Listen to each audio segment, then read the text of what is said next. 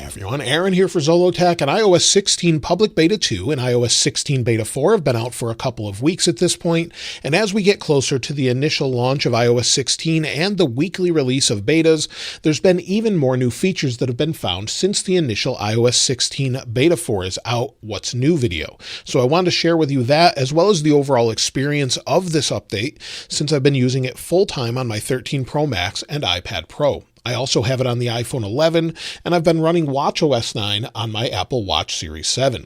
So let's talk about what's new, but before we do that, there's a couple things I wanted to mention that have been updated for everyone. If you use Apple Maps, they've updated more city detail in additional places, such as Israel, Palestine, and Saudi Arabia.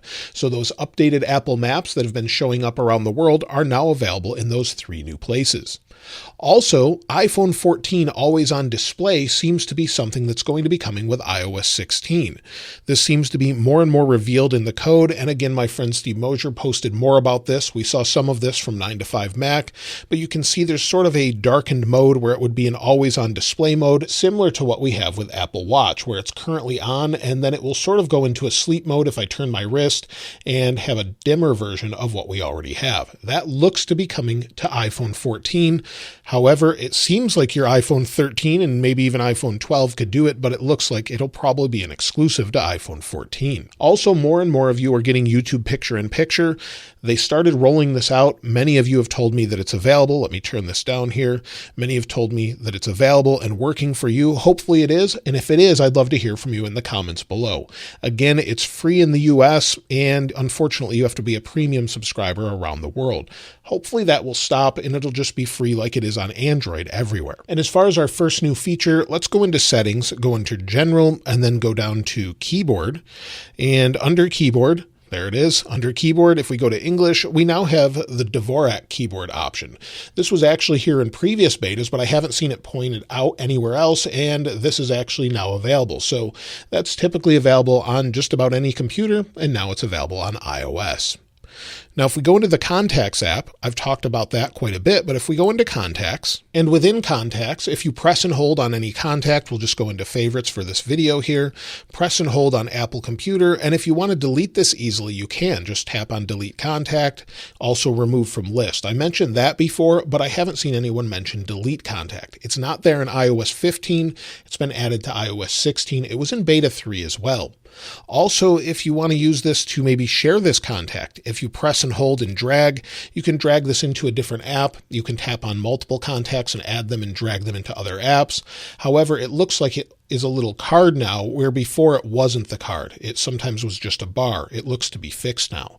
So that's a little change in this particular beta. In Beta 3, that was very buggy. One of the new features of iOS 16 is lockdown mode. Now, I've talked about that before. If we go under privacy and security in our settings, scroll all the way to the bottom, go to lockdown mode, and then turn on lockdown mode. We'll have to scroll to the bottom, turn on lockdown mode, and then turn on and restart. When I do this on Beta 4, it's going to require my password. On Beta 3, it isn't. So if I turn it on and restart, you'll see immediately it asks for my password on Beta 4. Now we'll go ahead and turn off lockdown mode, turn off and restart, and again it's going to ask for our password to enable or disable it this time around. Now there's something that's a little bit of a bug on the main screen, but it could be something that will be enabled in the future. The little search icon on the bottom, you'll see the magnifier and the word search are sort of a transparent version of those words. If we go into settings, go to our home screen, turn off and back on show on home screen, you'll see that the little magnifier actually now appears blue. So this might be a little bug or something new that we'll see in the future, but that's the only way I can get that to appear to be blue. Let me know if you have that same experience as well. Now in iMessage, you can mark a message as unread. Now I've talked about this in previous betas. That's nothing new, and there's an easy way to do that. If we go into Messages, you can see my message at the top, and if I swipe it to the right, we have a button to mark as unread. So we can mark that as unread, and then we have the little blue dot. Prior to this, you could just press and hold and mark as unread. Now you can actually just Mark is unread by sliding. It's just a quicker way to do it, something I noticed that I didn't see anyone else point out. In the future with iOS 16, we're going to have passcodes, which make it much more secure and easier to sign into websites. However, for now, Apple keeps updating Keychain. So if we go into Safari and create an account, maybe on Yahoo, scroll down, tap on Create Password, tap on Other Options. Under Other Options, we now have Easy to Type. This is a new option that's here with Beta 4. So before we had no special characters, edit strong password, choose my own password. But now you have an Easy to Type option, which is really nice. Now, when it comes to Apple Wallet and Apple Pay, according to Steve Mosier, again, on the latest iOS 16 beta, Apple Pay works in Edge, Chrome, and I assume any third-party browser. So the code is there, so it will work right in all of those browsers where it wouldn't work before, only in Safari. There's also some changes in the Wallet app as well. So if we go into the Wallet app, and within the Wallet app, if we go to the options in the upper right, tap on those three dots, you'll see we have Add Money, Transfer to Bank, Show Card Number, View Card Details, and Manage Notifications. This is for Apple Cash. So if we take a look at Beta 3 with the same thing, we're missing a few options here where we don't have Transfer to Bank, Show Card Number, or Manage Notifications. That's a little bit new, and also it's similar in Apple Wallet with the Apple Card. So again, with Apple Card, you can see here we have View Daily Cash on Beta 4, View Card Details, and Manage Notifications. So now we have notifications again that we can manage here. If we go into Settings, then scroll down to Focus, under Focus, maybe we'll create a new focus. You'll see we'll select Gaming, and under Gaming, we'll tap on Customize Focus. If we go to Customize Focus, we have the option to connect a wireless controller, but also if we tap on a wallpaper, it suggests some wallpaper to actually choose for this particular focus mode. So you'll see if we tap on the middle one, it has some game controllers and rockets, and that's just a suggested wallpaper that shows up when you select that focus.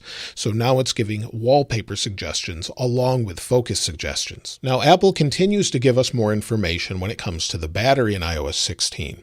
And this time around, when your phone is actually charging and needs to pause due to the overall temperature, maybe it's fast charging and the sensors say it gets too hot, so it either slows it down or pauses it, they've changed some of the wording again. So you'll see it says charging was on hold due to iPhone temperature. Prior to this, you'd see different pauses. You can see some of them here, what it looks like when it's charging, and also there's a new pause symbol on some of these. So depending on how you're charging, it will show a little bit differently, but some of the words have changed as well. When you're using Siri and you use the word hey in front of it to bring it up automatically, there's a new sound that many people have been hearing. It's very similar to when you're in maybe notes and you're using dictation, so we'll do that. There's sort of a similar sound to it. I cannot get it to show up on any of my devices. So if I activate Siri by saying hey in front of it, it doesn't actually make a sound for me. Sometimes when I swipe off it does, but other times it doesn't at all. So it seems to only be there in Apple CarPlay for me, not in the phone itself. So maybe that'll come back a little bit later and may be just a bug. Now on the lock screen, you'll see I have the weather set at the top. And if I go into settings and then we go back to privacy and security and turn off location services, I'll just turn it off altogether to make it easier. You'll see at the top now, we get a little slash or a line through the location arrow. So that's something that's a little bit different. It's only on the lock screen on Beta 4. It doesn't show up in Beta 3. So that's there. And then if I turn location services back on, of course, that's going to go away. It'll take just a moment and then it shows the location. The location arrow actually goes away and then it gives the temperature. Now, when you go into notes and maybe you want to lock a note, so you tap the three dots in the upper right, then you tap on lock. The first time I opened it, and again, it says switch to device passcode for your locked notes. So you have the option to use the iPhone passcode or use Face ID and just unlock it that way. So this pops up every time it looks like now. I thought it was just the first time, but looks to be new in Beta 4. Also, if we go to our Books app, there's a change there as well. So we'll go over to Books. Within Books, if you're on a page that's past maybe the beginning of a chapter, in the top left, it will now show you that you can go back to the beginning with a little return arrow and then the page number that it was on. So you'll see I'm currently on page 115. If I want to jump back to the beginning of the chapter at page 95, I tap the little icon and it does that. It was also in Beta 3, but it's also something I didn't mention before, so I wanted to mention it in this video. So you'll see see on beta 3 on the left here, again, we can jump back. So that's something that is a nice little thing that's there. And also you can jump forward to where you were before if you tap the arrow at the top now. So now we jump forward, jump back to the beginning, back where we were. Now, we heard this past week that iPadOS 16 would be delayed a little bit, probably pushed back to late September or October, according to Bloomberg. This has happened before with iOS 13. So Apple launched iOS 13 on September 19th, 2019, and then later released iPadOS 13 on September 24th, 2019. It looks like we're going to have sort of a similar release where Apple will release iPadOS closer to that of macOS Ventura. So this is nothing unusual. It just means they need a little more time to refine it, and I definitely welcome that. And it could coincide more closely with maybe a second Apple event where they show off some new iPads as well with some additional features. So that's something we could see, we've seen before, and it's nothing really to be alarmed about, completely normal. And if they need more time to make it more refined, I definitely welcome that. As far as iOS 16 Beta 5, well, at this point, we definitely expect it on Tuesday or Wednesday. That's typically what happens every year. Apple will release Beta 4, then wait 2 weeks, release Beta 5, and then we switch over to a weekly schedule. I mixed some of that up before, where every year since iOS 13 and maybe before, they've actually waited until after Beta 5 to switch to weekly releases. So we could see that release as soon as the 9th or 10th of August, and then have weekly releases until the end of August, and then we'll actually have a final release probably in mid to late September.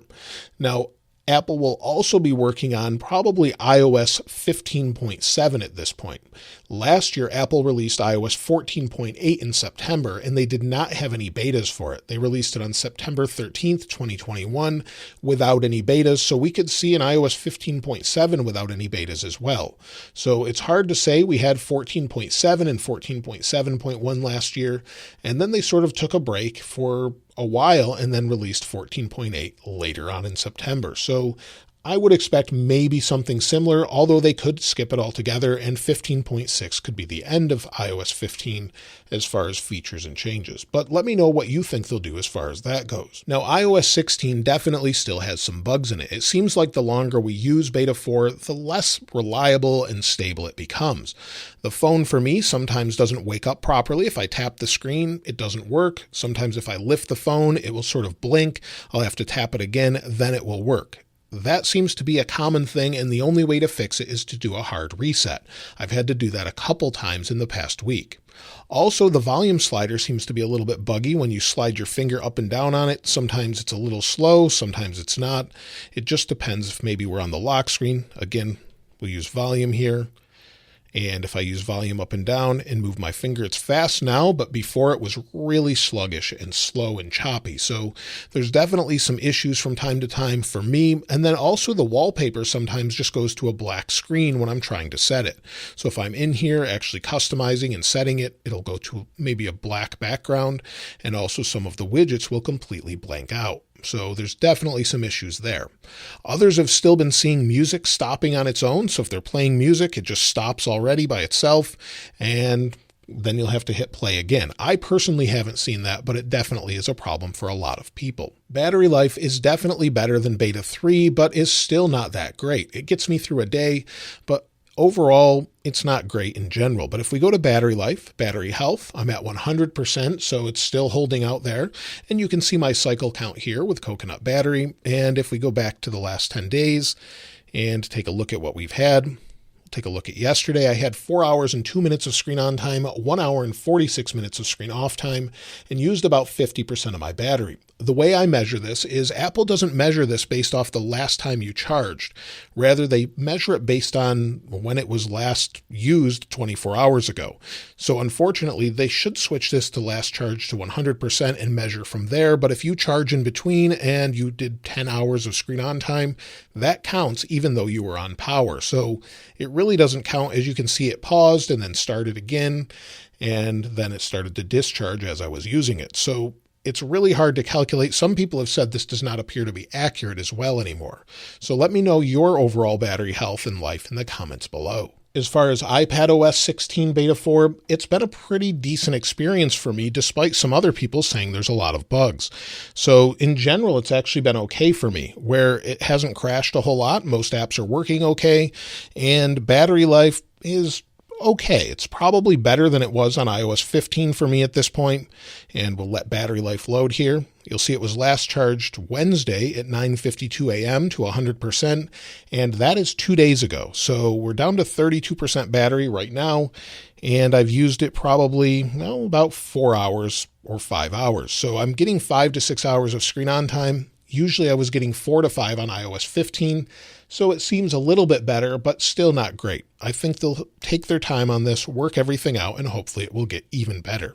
But really, I haven't had any crashes or issues. But if you are having issues, I did want to mention there's a spreadsheet someone created out there that I can link in the description as to whether banking apps are working and things like that. I don't know every single app since I don't use every banking app, and there's a nice list out there to keep track of that. So I'll link that in the description if you're curious as to whether your banking apps will work. And that leads me to, should you install iOS 16 Beta 4 or Public Beta 2? At this point, if you don't have it installed already, I'd probably wait until Public Beta 3 or Beta 5 comes out, as that should be even more stable. But if you want to try it out, you can. Just make sure you have a backup, as a lot of people are actually reverting back to iOS 15 at this point due to bugginess. So just keep that in mind. It's not perfect. It's a beta. It's going to have some issues, but just wanted to make you aware. Overall performance seems to be okay for me. I really haven't had any issues other than that stuttering with the volume button, and heat seems to be fine as well. And I wanted to share that with you again. So I've been using this entire video. This has taken quite a few minutes to record, probably 50 minutes, even though the video is not that long. Let's take a look at how warm these devices are. Now, as you can see with the FLIR camera, I showed this before, we're at about 88 to 89 degrees Fahrenheit. That's typical of this phone. I've been holding it. It's been a little bit warm with my hand on it, but it has not gotten above 90 degrees Fahrenheit where it was before. Right now it's nice and cool with even the screen on for almost an hour at this point. The other devices on Beta 3 is the same thing. So it really depends on what you're doing. This one's nice and cool. Just sitting here, we're at about 89 degrees Fahrenheit. So no real issues there. It seems to be staying nice and cool right where it should be. Now let's go ahead and take a look at the YouTube community poll and a few of your comments. Now, if we go to the poll, I ran this last week. We'll refresh. We have 22,000 votes. So thanks to everyone that voted. 37% of you are on Beta 2, Public Beta 2, or iOS 16 Beta 4. 50% are still on iOS 15.6, 5% are on iOS 15.5 or earlier, and 1% are on iOS 14.8. 7% are using Android. So thanks again to everyone that voted. Now let's read some of your comments. Now everyone's experience will be a little bit different, and according to Paulo, Beta 4 has been a major setback for me. Every time I change my volume, my phone crashes. Countless bugs across the entire UI that were not present before. Definitely a major setback. Everyone's experience is different, as you'll see here with Kevin. He says, I'm using iOS 16 Beta 4 on an iPhone 12 Pro Max. This is the first beta of iOS 16 where nothing has crashed or an app force quitted. So again, much more stable for him. Julian Morehouse says, iOS 16 Beta 4, after a few days, I've found that Messages app stopped working. It opens, I can scroll, but I cannot open a text. I cannot send a text. No new texts come in, but still do on my watch. Other apps still work. Normal reboot doesn't work. I have to use the volume up, down power trick to turn it off and on. A day later, the same problem until I reboot it. Hopefully Beta 5 fixes this. And I still have issues with group messages as well, so there's definitely some bugs there. Make sure to report them in the feedback app. Mind Art Creativity says, just installed iOS 16 Public Beta 2 on my 11 Pro Max. So far, so good. A bit laggy when setting up lock screen widgets. One respring so far, but I like it so far. Looks clean and modern. And so that's everything with iOS 16 Beta 4. We've been waiting a couple weeks, and so I'm looking forward to Beta 5. So hopefully we'll see a bunch more bugs that are fixed. We had over 100 with Beta 4. Hopefully we'll see 100 this time around, or just a ton of things working even better as we get closer to the final release. If you found any additional features I haven't mentioned in this video, I'd love to hear from you in the comments below. And of course, I'll link this wallpaper in the description like I always do. If you haven't subscribed already though, please subscribe. And if you enjoyed the video, please give it a like. As always, thanks for watching. This is Aaron. I'll see you next time.